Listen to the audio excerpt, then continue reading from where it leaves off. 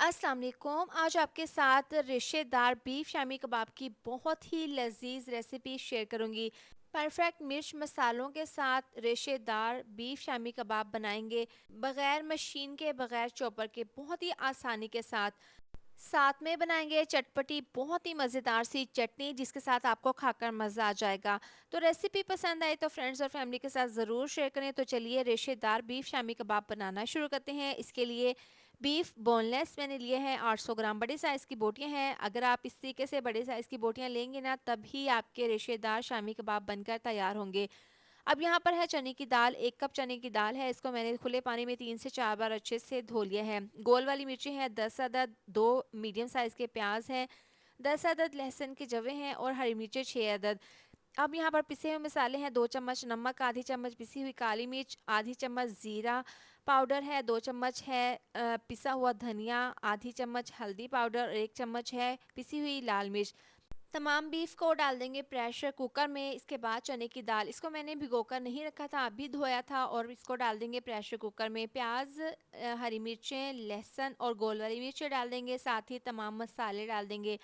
अब इसके अंदर डाल देंगे 3 ग्लास पानी, क्योंकि चने की दाल भी अभी काफ़ी हार्ड है और बीफ की भी काफ़ी बड़े साइज़ की बोटियां हैं। तो 3 से 4 ग्लास इसमें डाल देंगे पानी और इसको मिक्स कर लेंगे। इसको कवर करके 20 से 25 मिनट के लिए पकने के लिए रख देंगे। आप किस शहर से मेरी वीडियो देखते हैं कमेंट करके बताया करें, ताकि मैं आपका शुक्रिया अदा कर सकूं। पूरे 25 मिनट के बाद ढक्कन खोलकर चेक कर लिया है। यहाँ पर देखें बीफ अच्छे से गल चुके हैं और दाल भी अच्छे से सॉफ्ट हो गई है, लेकिन इसमें थोड़ा बहुत पानी है, तो तेज़ आंच पर हमने इसको बिल्कुल थिक कर लेना है। इसका पानी बिल्कुल ड्राई कर लेना है। 4 से 5 मिनट इसको हमने तेज़ आंच पर पकाया है। मिक्सचर अभी थिक हो गया है, इसमें पानी बिल्कुल भी नहीं है। अब इसको हमने ठंडा कर लेना है। बिल्कुल अच्छे से ठंडा करने के बाद इसको दूसरे बाउल में डाल देंगे। अब यहाँ पर देखें जो बोटियां हैं बीफ की, वो बिल्कुल भी नहीं टूटी, लेकिन बहुत अच्छे से ये सॉफ्ट हो गई हैं। अब हमने क्या करना है, हाथों से इसके रेशे बना लेंगे, क्योंकि ये काफ़ी नरम हो गई हैं बोटियां और दाल भी बहुत अच्छे से सॉफ्ट हो गई है। इसके बाद इसके अंदर बाकी की चीज़ें डाल देंगे। तो बारीक कटा हुआ धनिया डाल देंगे, 1 चम्मच खुशबू के लिए पिसा हुआ गरम मसाला डाल देंगे। अब हाथों की मदद से इसको अच्छे से मिक्स कर लेंगे। इसमें जो हमने हरी और गोल वाली मिर्चें डाली थी, वो भी काफ़ी अच्छे से नरम हो गई हैं। ये बहुत आसानी के साथ इस तरीके से जब इसको मैश करेंगे ना, तो इसमें मिक्स हो जाएंगी।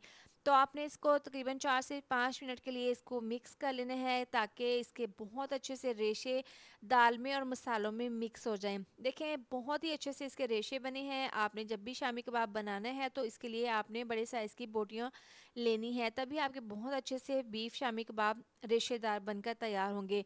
अच्छे से मिक्स करने के बाद इसको 10 मिनट के लिए रेस्ट के लिए रखना है। इसके बाद इसके शामी कबाब बनाकर तैयार कर लेंगे। इस तरीके से मिक्सचर को पहले गोल बना लेंगे, फिर हथेली पर टैप करके इसके किनारों को सेट कर लेंगे।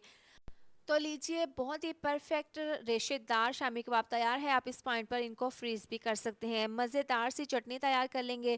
ग्राइंडर जग में इमली का पल्प 1 कप डाल देंगे, 2 मुट्ठी डाल देंगे हरा धनिया, इसको आपने धो लेना है। साथ ही डाल देंगे टमाटर 1 बड़े साइज़ का, 2 अदद हरी मिर्चें डाल देंगे, साथ ही इसमें आधा कप डाल देंगे पानी, आधी चम्मच नमक और 1 चम्मच इसमें पिसी हुई लाल मिर्च डाल देंगे और इसको ग्राइंड कर लेंगे। 2 से 3 मिनट के लिए आपने इसको चलाते हुए ग्राइंड कर लेना है। बहुत ही चटपटी मज़ेदार सी चटनी तैयार है। आप इसको खा सकते हैं शामी कबाब के साथ, बहुत ही ज़्यादा टेस्टी लगेंगे। अब इनको हमने फ्राई कर लेना है। तवे के ऊपर ऑयल डाल देंगे, 2 अदद अंडों को अच्छे से फेंट लेंगे। एक कबाब को इस तरीके से इसके अंदर डिप करके अंडा इसके ऊपर अच्छे से लगाकर तवे के ऊपर डाल देंगे। ऑयल को ज़्यादा गर्म नहीं करना, मीडियम टू लो आंच पर आपने कबाब डालकर फ्राई कर लेना है। 3 मिनट हो गए हैं, एक साइड से गोल्डन सा कलर आ गया है, कबाब फ्राई हो गए हैं। अब इसकी साइड को चेंज कर देंगे और दूसरी साइड से भी इसी तरह से फ्राई कर लेंगे। बहुत ही लजीज रेशेदार ये शामी कबाब बनकर तैयार हो गए हैं। अब यहाँ पर देखें जो कबाब फ्राई हो गए हैं, इनको हम तवे के किनारे पर कर देंगे, ताकि मज़ीद ये क्रिस्पी हो जाए और इसके ऊपर अच्छा सा कलर आ जाए। बाकी के तमाम इसी तरह से दरमियान में कबाब फ्राई कर लेंगे।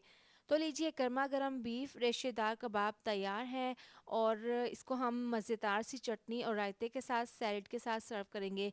आप इसको बनाएं, इसको बनाकर आप स्टोर कर सकते हैं, फ्रीज़ कर सकते हैं। ये ख़राब नहीं होंगे। जब भी आपके घर पर मेहमान आए, आप फटाफट से निकालें, इनको फ्राई करें। बहुत ज़बरदस्त बनते हैं, आप इसको ज़रूर बनाएं। इसके साथ ही वीडियो अच्छी लगी हो तो लाइक शेयर सब्सक्राइब कर दें। मिलते हैं नेक्स्ट वीडियो में। अपना बहुत सारा ख्याल रखें। अल्लाह हाफिज़।